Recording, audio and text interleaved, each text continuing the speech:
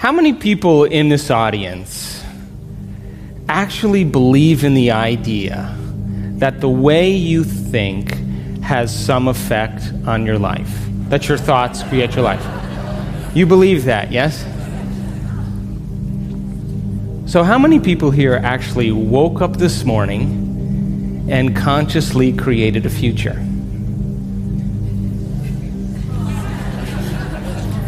You know, the biggest reason why people don't do it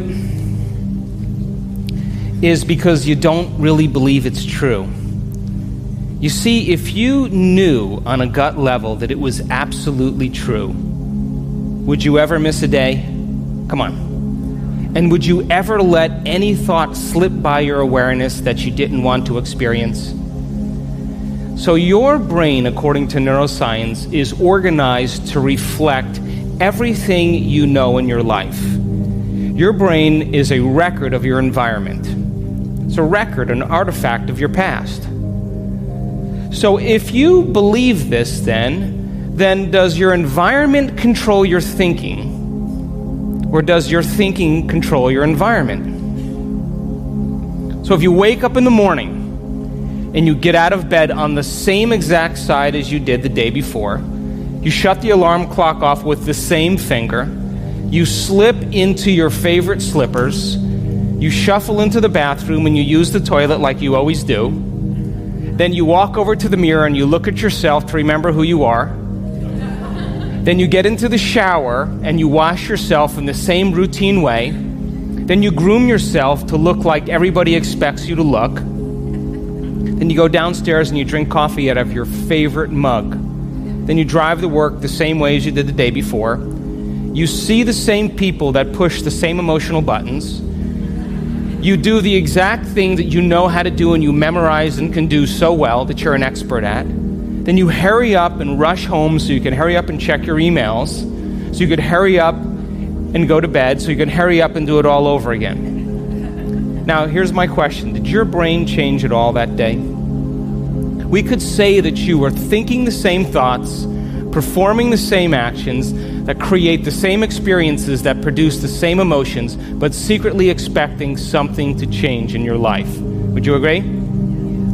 So then, as the environment turns on different circuits in your brain, you begin to think equal to your environment.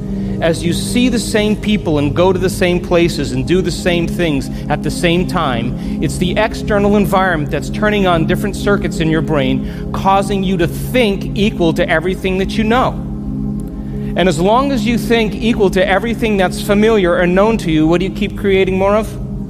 Same life. Now, the quantum law is still applying to you.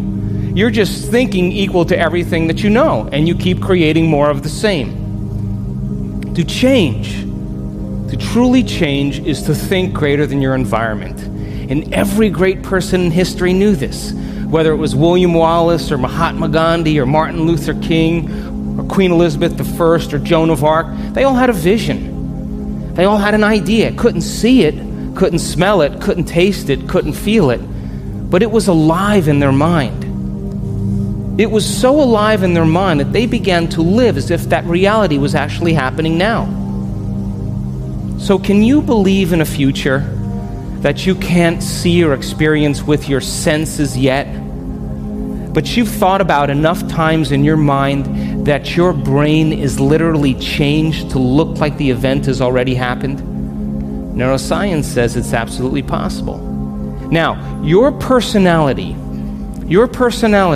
creates your personal reality. That's it. It's that simple.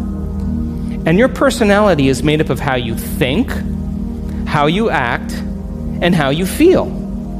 So the present personality who's sitting here today, you, has created the present personal reality called your life. Would you agree? Would you also agree then, if you wanted to create a new personal reality, that on a fundamental level you would have to change the thoughts that you are thinking, the behaviors and habits that you're demonstrating, and the emotions that you've memorized that's become part of your identity? And most people try to create a new personal reality as the same personality, and it never works. We have to become somebody else. So then, as you keep thinking the same thoughts, performing the same actions, and living by the same experiences that produce the same emotions, there's a principle in neuroscience that says nerve cells that fire together wire together.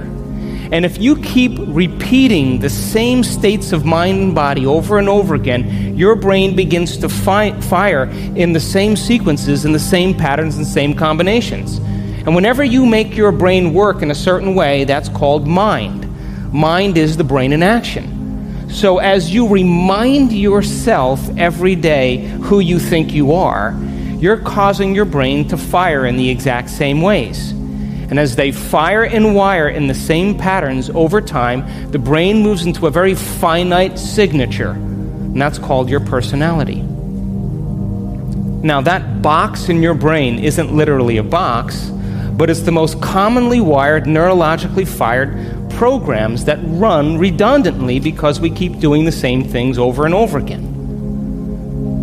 To change your mind, then, is to make the brain work in new sequences and new patterns and new combinations, to begin to make the brain work differently. And the one ingredient that allows us to do that is knowledge or information. Because every time you learn something new, you make a new connection in your brain. That's what learning is. Learning is forging new connections. Remembering is maintaining or sustaining those connections. So now, every time you have a thought, you make a chemical. And if you have a great thought, or an unlimited thought, or a joyful thought, you turn on a set of circuits in your brain that fires in a very specific sequence, pattern, and combination that produces a level of mind that turns on another part of the brain that makes a chemical for you to begin to feel exactly the way you were just thinking, great or unlimited or joyful. Now, if you have a negative thought or an unhappy thought or a self-depreciating thought, you turn on a different set of circuits and a different combination, a different sequence, and a different pattern that produces a different level of mind. And the brain then begins to make a different batch of chemicals that signals the body for you to begin to feel exactly the way you were just thinking, negative or unhappy or unworthy. So the moment you begin to feel the way you think, because the brain is in constant communication with your body, you begin to think the way you feel, which makes more chemicals for you to feel the way you think, and then you think the way you feel, and then you feel the way you think, and then you think the way you feel. And some people do this for 20 or 30 or 40 years. Now, the redundancy of that cycle over time creates what I call a state of being. And a state of being is when your mind and body are working together, or your thoughts and feelings are aligned to a concept. So thoughts are the language of the brain, and feelings are the language of the body. And as people get caught in this cycle of thinking and feeling and feeling and thinking, over time, they condition their body to memorize that emotion as well as the conscious mind. And whenever the body knows as well as the mind, that's called a habit.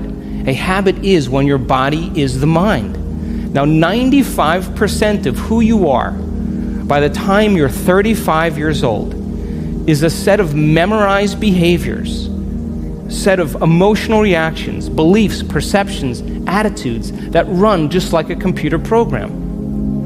So 5% of your conscious mind begins to work against 95% of what you've memorized. So the person wants to think positively, but they're feeling negatively. They want to create their dream board, and put up their future life, but they feel unworthy. That's mind and body in opposition. We have to recondition the body to a new mind. So how many people here know someone who's memorized suffering? Doesn't have to be you, it could be anybody. And you say to that person, hey, did you read the book I gave you? What do they say? No. Did you see the DVD I gave you? Oh, no.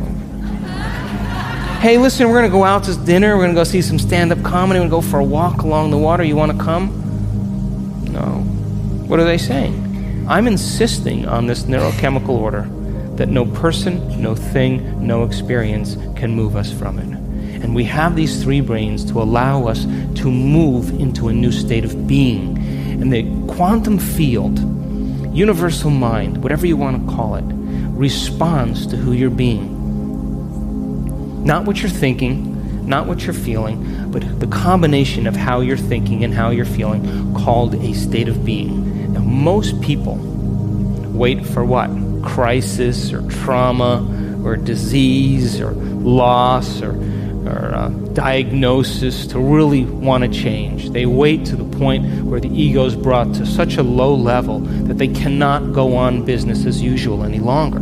That's when we begin to look at how we're thinking or what we believe or how we act or our attitude or what emotions we're living by. And my message is, why wait?